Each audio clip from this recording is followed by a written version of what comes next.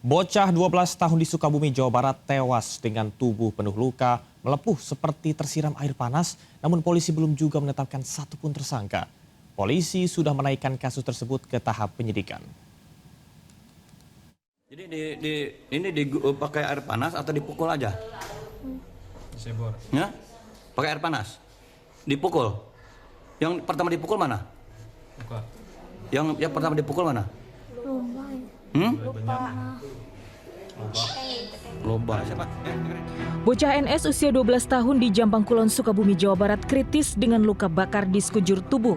Di bibir, wajah, tangan, dan kaki serta mengalami pembengkakan paru-paru. Luka yang parah membuatnya tidak bisa bertahan. Bocah laki-laki ini meninggal 8 jam usai dirawat di rumah sakit. Polisi turun tangan menyelidiki kematian janggal NS yang diduga dianiaya ibu tirinya TR. 16 saksi telah dimintai keterangan mulai dari keluarga, tetangga, ibu tiri korban, pihak rumah sakit, dan ahli psikologi forensik. Kasus ini telah dinaikkan ke penyidikan, namun polisi belum menetapkan satupun tersangka karena masih menunggu hasil otopsi korban. Saudari TR, kita sudah melakukan PAI, kemudian kita sudah naikkan sidik, dan kita saat ini sedang mendalami dalam berita acara pemeriksaan yang tentunya kita tidak gegabah. Kita akan cek semua alibi, sedangkan hasil dari otopsi sendiri kita masih menunggu. Tak hanya berduka, kematian NS juga menyisakan penyesalan mendalam bagi Anwar, ayah kandung NS. Lantaran dugaan tindak kekerasan istrinya terhadap anak kandungnya ternyata sudah pernah terjadi setahun lalu.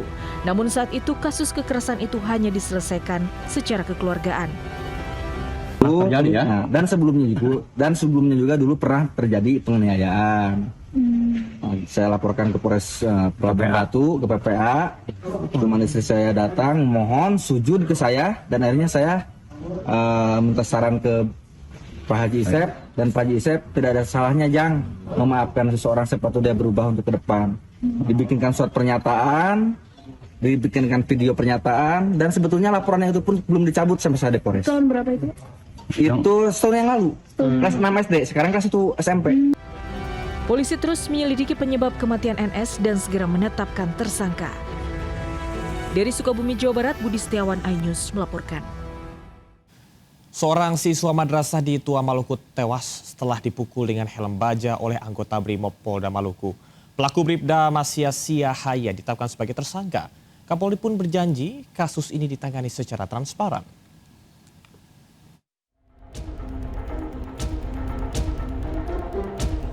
Seorang siswa madrasah sanawiyah di kota Tual, Maluku meninggal dengan luka parah di kepala usai dipukul dengan helm baja oleh Bribda Masiasia Haya, anggota Brimob Polda Maluku. Setelah serangkaian penyelidikan, Bribda Masias akhirnya ditetapkan sebagai tersangka. Selain jerat pidana, Bribda Masias dipecat dari Polri. Kapolri berjanji penanganan kasus dilakukan transparan. Sudah diproses ya, sampai sedang dalam pendalaman penyelidikan dari proses yang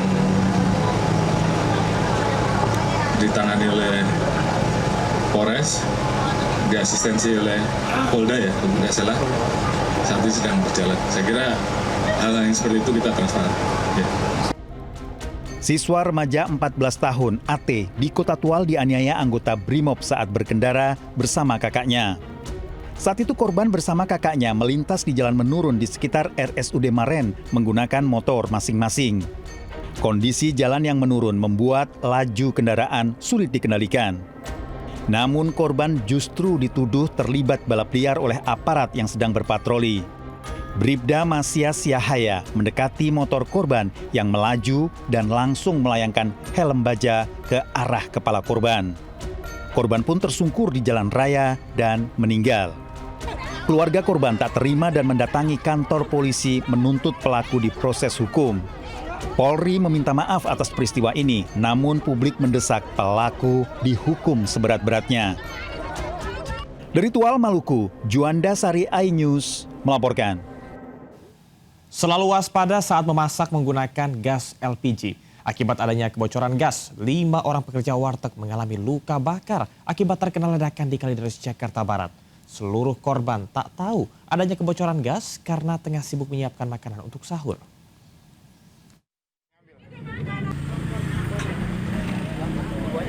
Warga geger dan panik usai terjadinya insiden ledakan tabung gas 3 kg di sebuah warteg di Jalan Pelopor, Menceng, Kalideres, Jakarta Barat. Meski ledakan tak sampai membuat bangunan porak-poranda, namun 5 orang yang terdiri dari karyawan dan pengelola warung menderita luka bakar. Bahkan 2 dilarikan ke RSUD Kalideres akibat luka bakar di sekujur tubuh. Insiden bermula saat seorang karyawan mengetahui terjadinya kebocoran tabung gas melon ketika tengah memasak. Naas saat tabung gas dimasukkan ke dalam bak berisi air, semburan gas malah terjadi dan mengarah ke kompor yang masih menyala.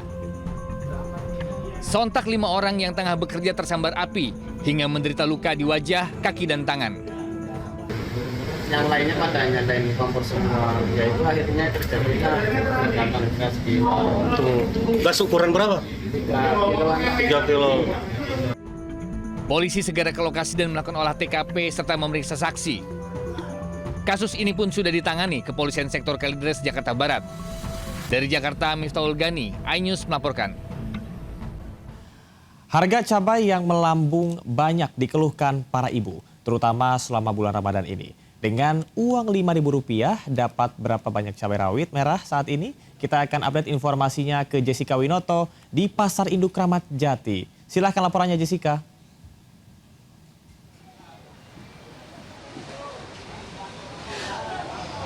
Ya, selamat siang, Cabar dan juga pemirsa. Untuk kondisi harga cabai di Pasar Induk Kramat Jati, Jakarta Timur ini memang sudah berangsur turun karena sudah memasuki masa panen.